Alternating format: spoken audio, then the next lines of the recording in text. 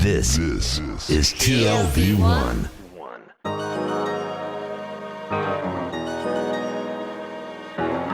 The Tel Aviv Review.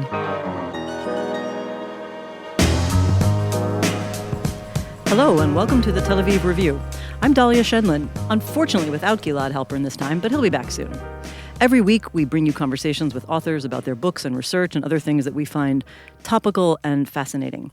If you like us, please consider becoming a Patreon supporter by going to our homepage, tlv1.fm/Tel Aviv Review. Scroll to the bottom and click the big red button that says Patreon, and then support us. We're counting on you. This episode is sponsored by the Israel office of the Konrad Adenauer Foundation. It's part of our series on democracy, populism, and authoritarian trends around the world. And our guest today has not only studied populist nationalist trends around the world, he's experienced them up close and personally. Nadav Eyal is one of Israel's most prominent journalists and a winner of the Sokolov Award, which is Israel's Pulitzer Prize, if you will. He's Channel 13's chief international correspondent. He deals extensively with Israel's position in a globalized world and Washington-Jerusalem relations. Eyal is a columnist for Yediot Ahronot, one of Israel's top circulating daily newspapers. He holds an MSc in global politics from the London School of Economics and an LLB from Hebrew University. His book, which we'll be discussing today, is called Revolt, in the Trenches of a Global Uprising. That's the English translation of his Hebrew title, which is also a good title, The Revolt Against Globalization, published originally by Yediot Books in May of 2018, and it will appear in English in 2020. The book has achieved something of a cult status in Israel, and we want to find out why. Nadav Eyal, welcome to the show. I'm really glad to be here. Thank you, Dana. On a topic as popular as populism, you're adding your voice to a range of other smart analysts who are trying to figure out what in the world is going on. On this show alone, we've had important writers and thinkers, Matthew Goodwin to Masha Gessen. You interact and you're in dialogue with writers like Yasha Munk on the topic. What do you think the others have missed in tackling this issue that you try to bring to this book? First of all, I don't experience this merely as populism. For me, the revolt is a wide-ranging event, and populism is just one face of it. So, for instance, in the book, I make the argument that we are actually seeing a strengthening of fundamentalism. Fundamentalism is definitely not populism in any way or form. And also, I do not accept the way that we sort of put this label of populism for everything that seems peculiar in a democratic scene. For instance, nationalism.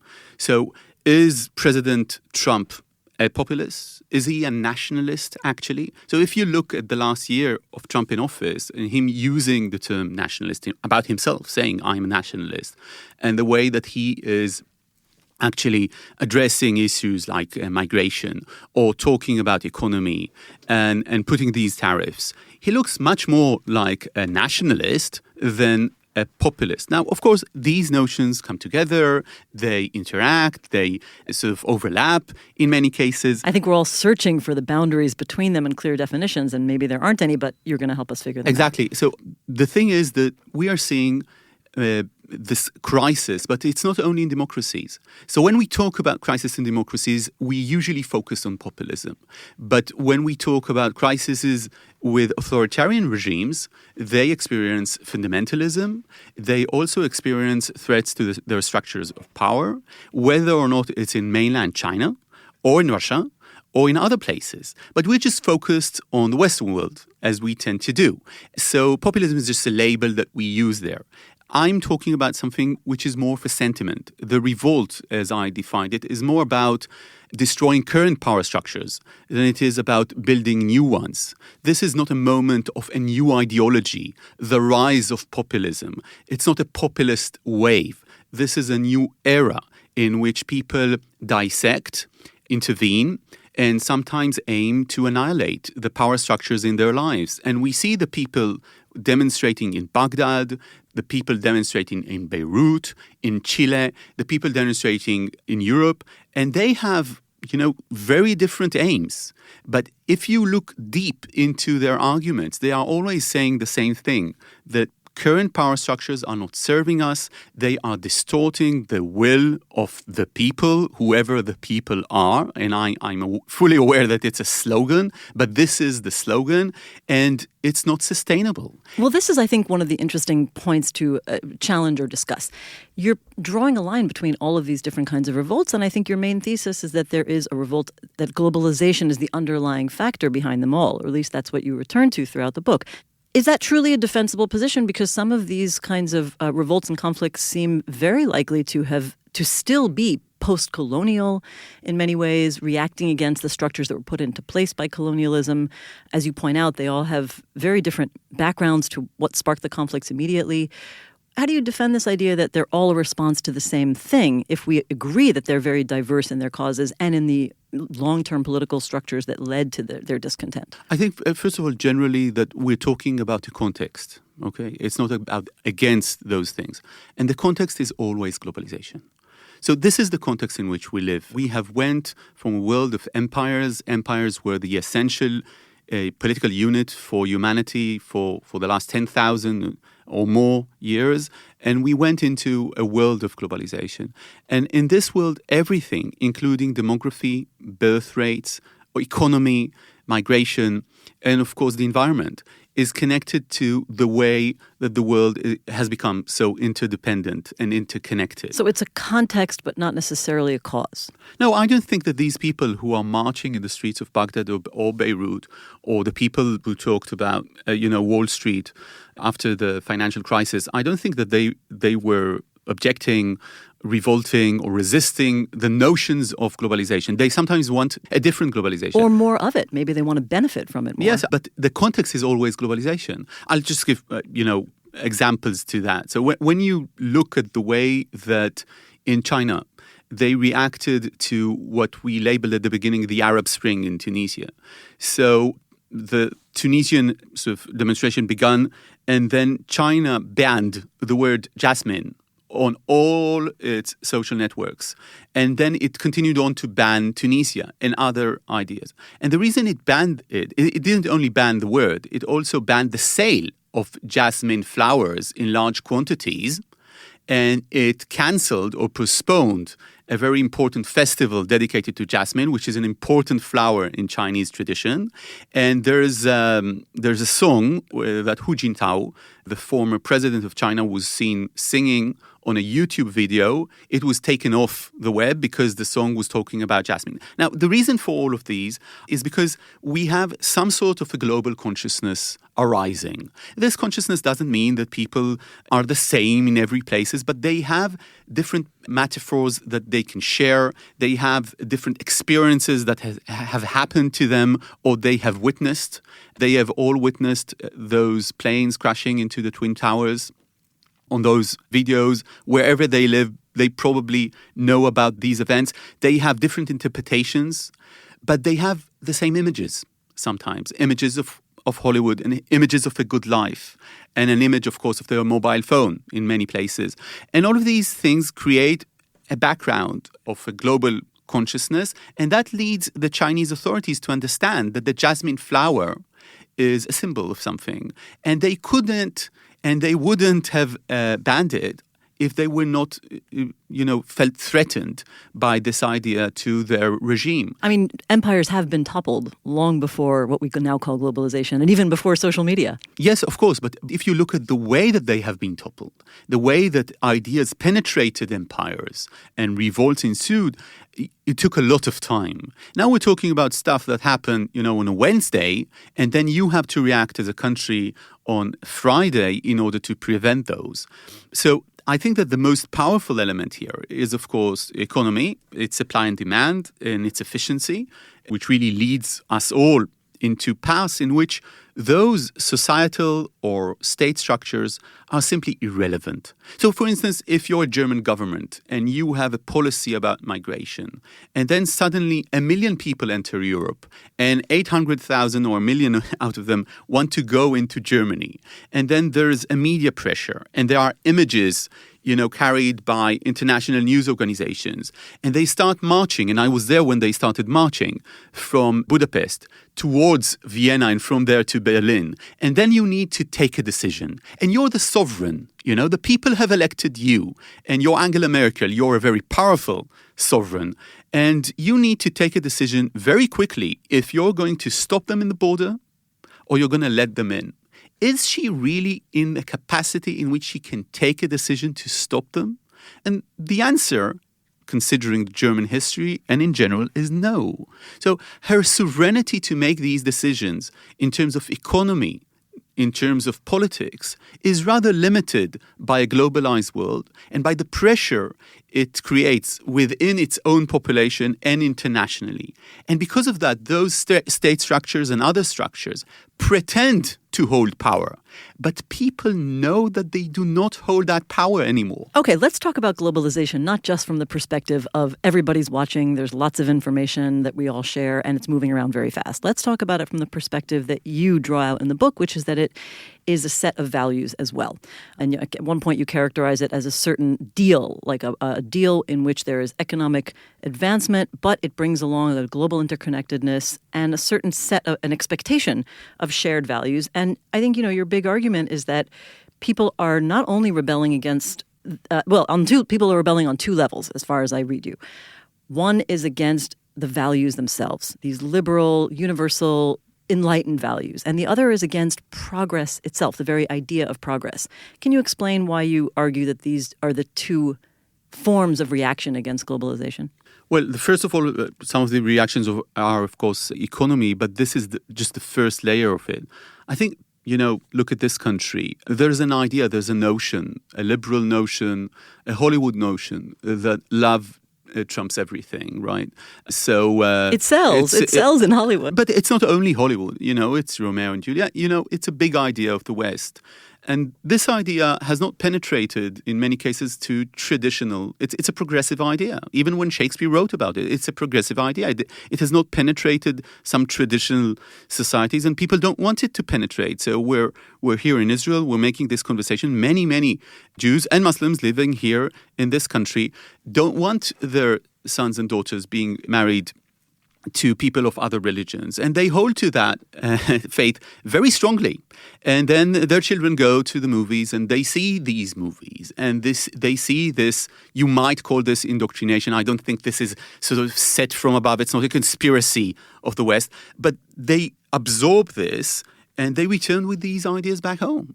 And then this father, whether he is a Pakistani, Muslim, that his son wants to marry a Christian, or he's an Orthodox Jew that his daughter wants to marry someone who's not Jewish, they resist this. And these values are accompanied to globalization because globalization was founded by the United States and its allies. This current wave of globalization after 1945. So globalization is a political project. But the idea of people being in conflict between traditional societies and traditional values and ideas of progress, modernity, universalism, going outside your group and encountering the other is not new. I mean, in many ways, Fiddler on the Roof is the same story, right? Yep. The children who want to rebel and do different things because of their individual desires versus the traditional I'll spare you singing the song, but you know what I mean. So is this a unique moment or is this something cyclical? I mean, even Enlightenment had a backlash of romanticism. I tend to agree. I think that in the end, we sort of looked at the world and we looked for an organizing idea for the last 30 years. So there was the organizing idea of Fukuyama and, the triumph of democracy, of liberal democracy, and the clash of civilizations. But actually, if you look at empires, and if you look at globalization, we are all the time, we're in this conflicting story of open, closed, open, to take a famous poem by Amichai. Either we are seeing human community as whole, and empires try to do that, for them, of course, or we're seeing this as diverse parts of communities, tribes, and large families, and their own interests. And for sure, what you're talking about was there, but globalization has enhanced it. It has enhanced this so much because right now, even in terms of supply and demand, we see that the product can be delivered to you so quickly. Ideas are being spread so quickly, and they change our societal reality in ways that threaten even more those traditional institutions that were there all along since the beginning of modernity. But this is why I return to progress, because the ideas of progress are indeed what is really happening here. Underneath the revolt against globalization of people saying we want to control our own lives, we want to control our own economy, we want tariffs on steel so we can produce steel in the United States, and globalists don't care about you, you have to be a nationalist, and all this kind of Trumpian rhetoric. Underneath that, when you really look at the trends, it's actually the notions of progress which are under threat. So do you think the people that you're looking at would describe themselves as being against a forward motion in human history? No. When you say progress, do you mean the values of liberalism, or do you mean the idea of moving forward that people are reacting against? Okay, so I'm not talking about the deterministic historical idea that the world moves forward, it needs to move forward. I'm talking about the notions of progress in terms of the ideas that the human society can progress and should progress using rational and logic and science, and that human societies need this change in order to be sustainable, and that the human condition can be improved substantially from one generation to the other. And that's the idea that some people are reacting against. Yes, but these people, and I should really stress that, these people are not the majority. So what we're seeing is a widespread revolt against globalization by people who I describe in the book, like the coal miners in Pennsylvania, which keep telling me, why is it all the time about other countries? So the word that they use is always the other countries, the world. And they say, why aren't we talking about us all the time? So it's a very sentiment kind of thing. And these people don't want to not have mobile phones or to produce them in the United States and pay $3,000 for them. They do want it. And they want their children to get vaccinated. They're not rebelling against the notions of progress. But the enemies of progress, which have been waiting in the dark for many, many years for this moment, are using the platform of a revolt against globalization in order to begin a full-scale uprising against the ideas of progress. They have been there for a very long time.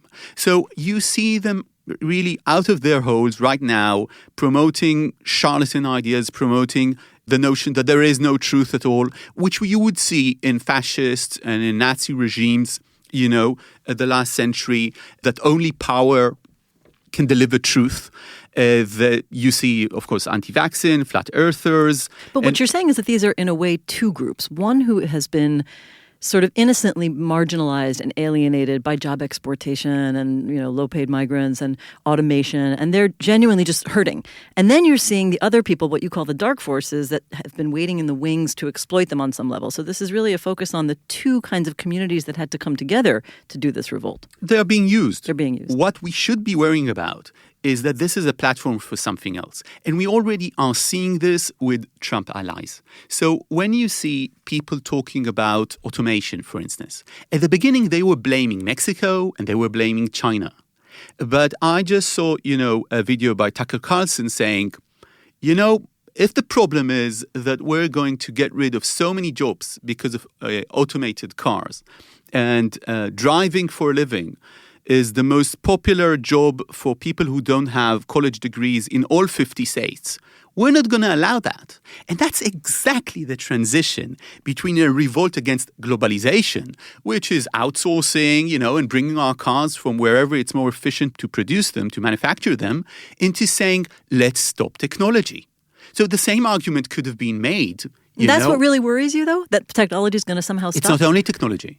It's just the beginning, yes, but it does worry me. Okay. Because if I'm saying, I have a better and more efficient way of doing things, and I'm going to stop it because of politics, I'm going to stop it because I want to stop progress. But why do you think that would ever stop, even if there is a backlash? I mean, as you point out, these are a minority. The world does, move towards technological progress. I'm not sure if we make any spiritual progress, but we certainly make technological progress. That's what concerns you about this whole situation, that somehow it's all going to stop? What concerns me is that the progress is of course, it has many faces. And one of them is technology. And another one is the way that people react when they are faced with facts. And one of the things that I talk about in the book is the implosion of truth. So one of the things that happened is that we have so much truth around us.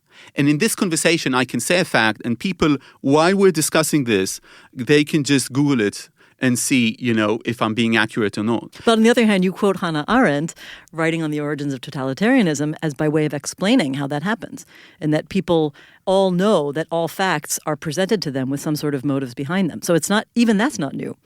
Yeah, but in the terms of Hannah Arendt, they couldn't have checked those facts. That's a big difference. So today, we live in a world in which you can check in the most quick and cheap way. You don't have to pay for it, or you're paying with your privacy, okay? Well, not with a currency, and you can check facts during a discussion. And therefore, we should be clearer about what the facts are. We have more information than ever before. But it's a long conversation. Okay. I want to make sure we have time to just travel around the world with you a little bit, because you bring in so many anecdotes from your experiences. Tell us about some of the places you visited. What about Greece? You hung out with the anarchists there while they were building their Molotov cocktails. And you realized that their critique of the inequality and hypocrisy and the sense of being economically left behind led to a critique of moderation itself in favor of extremism. Why is that the logical conclusion? What was it like to hang out with them that led you to the conclusion that they had to rebel against moderate discourse or opposition and resort to extremism? When people have, really hard lives, and in Greece we're talking about at one point 40% unemployment with young people, and more than that. We're talking about a country that its economy shrunk for more than a decade, and hundreds of thousands of young people just left the country. There are dozens of thousands of flats in Athens just empty. And when you see that, you turn to radicalism because it's a solution. Why not just political opposition? Because the opposition is part of the system. Of course, the two major parties are just part of the system, and you're looking for someone who will bring a clear message. And that's actually a healthy thing for a democracy to Except happen. the Molotov cocktails, right? Of course, yeah. I don't know. Or maybe you support it. There are philosophers and thinkers who have supported violence over the course of history. No, in the Greek case, I A, don't support it, and B, I don't think that it's effective. So I'm a moderate. So I come to these conversations with radicals, and you mentioned the anarchists, there are the Nazis that I speak with. Oh, we're going to talk about the Nazis. Marine LePen and others. But I come as a moderate to these conversations. Look, in the English version of the book, I write, we are not in October 1917. So after Trump was elected, there were a lot of articles talking about the revolution in Russia. And Steve Bannon was quoted as saying that he's a Leninist who wants to destroy the state. He never reacted or responded to that. He didn't say that he actually said that, but he didn't deny saying that. And this is not October 1917. We don't have ideologies here rising. So we use the label populism. This is February 1917. So the Tsar has been toppled. We have some sort of, governments that are trying just to survive this. But this is the time in which we open the door to radicals. So somewhere, lurking, there's a Lenin. And for me, Lenin is lurking. Tell us about somebody who has an ideology, Marine Le Pen. How did you manage to piss her off so much? I think that every time that Marine Le Pen, we started the conversation, and she talked with me as though I am a nationalist Israeli, which I'm not exactly. She was running for the chairmanship of her father's party at the time. It was years ago, and she tried to make the point that she's not anti-Semitic, and that was the point of her meeting me. That's the real reason that she gave interviews to the Israeli press. She was told not to enter Israel, that she will be expelled from Israel if she tried to enter Natbag. And because of that, she was trying to open that door. Marine Le Pen has never been associated with anti-Semitic remarks to her, to her defense in a sort of way. And I pissed her off because I basically said, you keep talking about Israel, but I'm talking to you also as a Jew. And Jews have a long history with nationalists. And then she said, not in Israel, you don't. In Israel, you want to be a nationalist. You want to protect your borders. You want to keep people out, right? Is she wrong? No, she's not wrong, actually. She's not wrong. And there's, of course, a sort of a nationalist undertone in Israel. But it's not the same thing like in France and what she's doing in France. She's dog whistling, and I talk with people. After she says she's not anti-Semitic, I talk with people around her. And almost everyone I talk with has an anti-Semitic undertone. Talking about a Zionist conspiracy, Jewish money, Jewish power. I'm in a sort of a cellar in France, in Paris. It's not a beer cellar. They hand out a red wine. It's the only place in the world, I think, that you go to a political assembly of the far right and they hand out in carton cups, a red wine, and you get a dinner. It can happen only in France in a Marine Le Pen conference. But I have to ask you then, because at one point you referred to Trump as somebody who's somehow less than her in terms of anti-Semitic or something, and I'm not sure why, because in some ways isn't he in the same position? I mean, he himself doesn't say or do anti-Semitic things, but he enables and empowers and retweets all these anti-Semites around him. Why did you give him what sounded like a little bit of a pass? I don't remember the pass, but I do think that he's not as a nationalist and ideological as Marine Le Pen. I think Marine Le Pen really... Not ideological, I agree with you. I don't think he has a consistent train of thought. Yeah. I'm not sure about Trump himself. The thing about Trump is that we don't really know if he understands everything that he does in that sense. So when Trump says globalists, Jewish Americans would know, that aligning globalists with money and with power is dog whistling, for anti-Semites. But I'm not sure that a guy that his daughter is married into the Kushner family is actually aware of this. And since Trump is not really aware about many things, I don't want to say that I'm giving him the benefit of the doubt because I'm not. He is the president of the United States and he should know better. But I'm just not sure about that. And I am sure that Marine Le Pen understands everything because she is so understanding of Jewish history in Europe and because she grew up with Jean-Marie Le Pen, which is a convicted Holocaust denier. Not exactly, I think the term is not denier, but something close to denial of the Holocaust. Okay, so now let's go from bad to worse. Tell us about hanging out with neo-Nazis in Germany. What did that feel like? Were you scared? What did you learn from them? I was scared for 5 minutes between the time that they changed the location of the meeting and we had to drive after them in a dirt road, which I knew nothing about where we're going to, until I saw the German police officer in the entrance to the small gathering in a nowhere kind of shed. And then I said to myself, first of all, it was, I was never more happy to see a German police officer in my entire life. And I never thought that I'll be so happy to see a German police officer. And the German police officer said in the entrance to that shed, it was a shed in the middle of nowhere in East Germany. He said, I want your passports and I'm just recording your names because if there's going to be sort of Nazi images or Nazi rhetoric here, we're going to sue. And because here in Germany, we have a problem with Nazis. This is what the policeman said. That's what the policeman said. And when he said that, I felt very protected because the policemen spent the entire evening just standing outside, watching. And I said, and that also says something about Germany. So we're seeing a rise in anti-Semitism in Germany, and we're seeing a crisis in Germany. I talked with these neo-Nazis years ago, and the incidents in Germany, including the terror attack in Halle, have grown much worse. But in Germany, they try. In Germany, they try to tackle the problem of anti-Semitism, and the state takes it very seriously. And they should, considering what they have done. And I think that talking with these neo-Nazis manifested, for me at least, how much nothing has changed in their rhetoric. So they present themselves, and they were presented even in American press, as nipsters, which is Nazi hipsters. A combination of two problematic phenomena. Those nipsters are just Nazis. Okay, they talk about the relativity of truth, about if Hitler would have won the war, what would have happened. And I tell them, what would have happened. 6 million Jews would have still been dead because Nazis murdered them. And they say, yes, but no one would have known anything about it. And that if like that makes it okay. Yes, but this is a really important Nazi undertone. Everybody talks about race, but in order to understand the Nazi world of morality or lack of morality, you need to understand this idea of how relative everything is, how Nazism is really a product of modernity.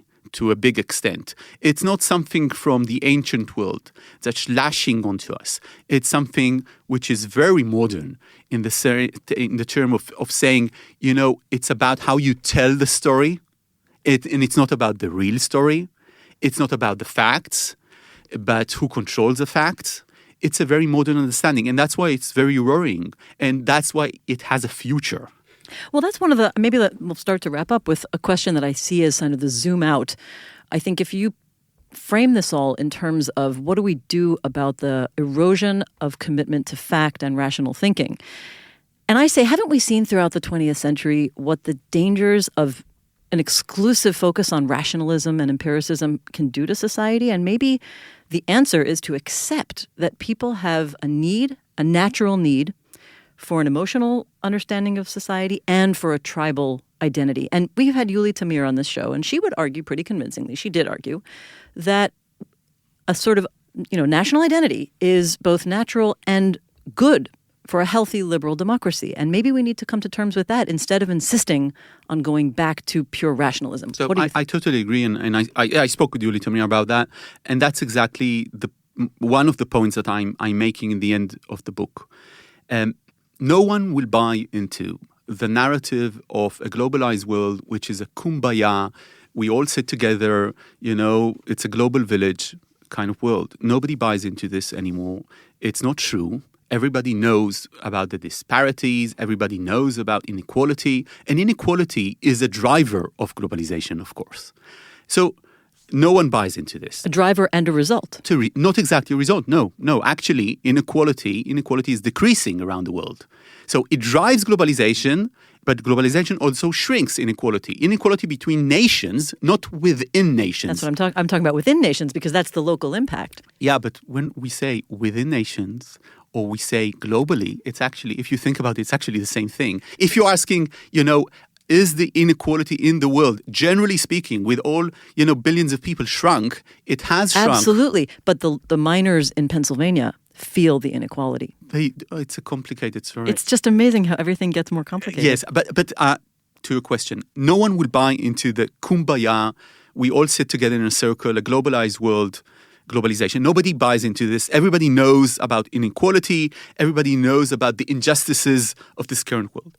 And no one will fight for the mirror image, which is a supply and demand world, cold, capitalist, with immense gaps. Who will support this liberal order? And this is what this liberal order does. This is what it means in terms of the economy, in terms of the pockets of people. So you need a different narrative. And it's clear that you need a narrative which is dedicated also to the local. And it's also clear because of something we didn't discuss at all in this half an hour, which is environment and the ecological crisis. This is growing so important for local communities. And this influences people that I have met in every place, from the Maldives to Pennsylvania. And if we will not tackle this, we will see how the alien, the foreigner, the global, the corporate ruins local habitats for people on the edges of the world. And there's something I write in the book. It's what we're seeing is a world falling apart from its edges inward. So in the edges, you can see the result. In places like the beautiful Maldives or Tangier Island in Virginia, which is sinking because of climate change. And in these places, you should look for the truth. And because of these places, we need to focus on local and tradition and identity. And without focusing on those, we cannot have a sustainable globalization, not in terms of climate, not in terms of the crisis of extinction, which is increasing, exceeding our expectations, and not in terms of economy or in terms of politics. And without having this new narrative of globalization, we will not be able to support it.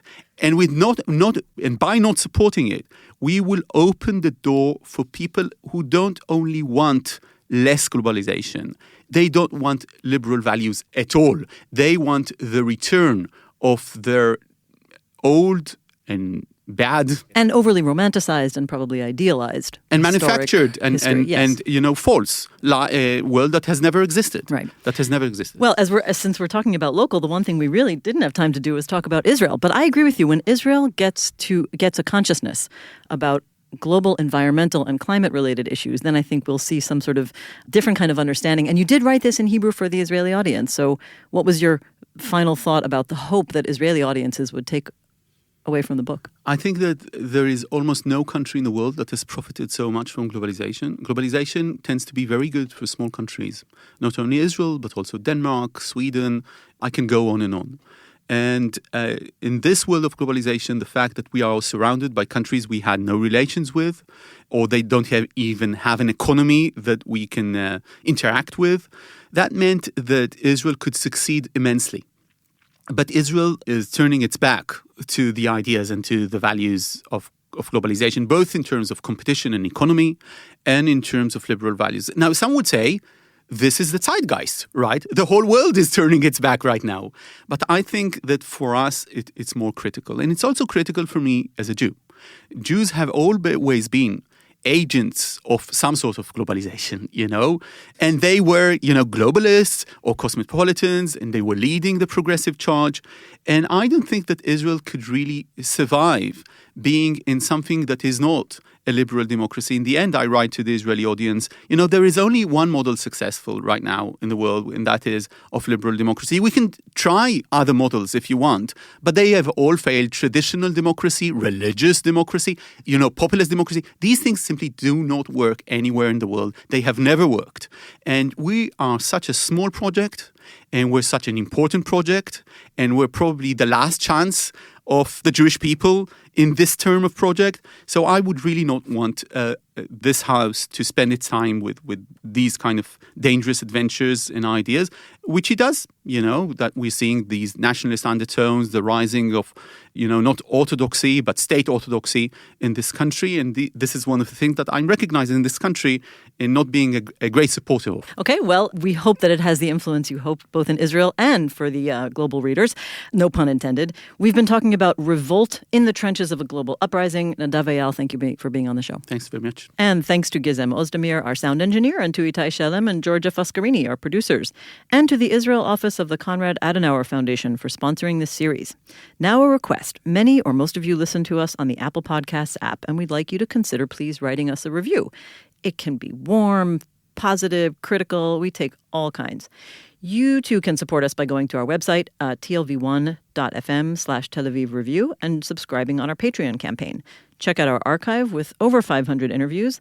Like us on Facebook, follow me and Gilad on Twitter, and join us next week for another edition of the Tel Aviv Review. And until then, goodbye.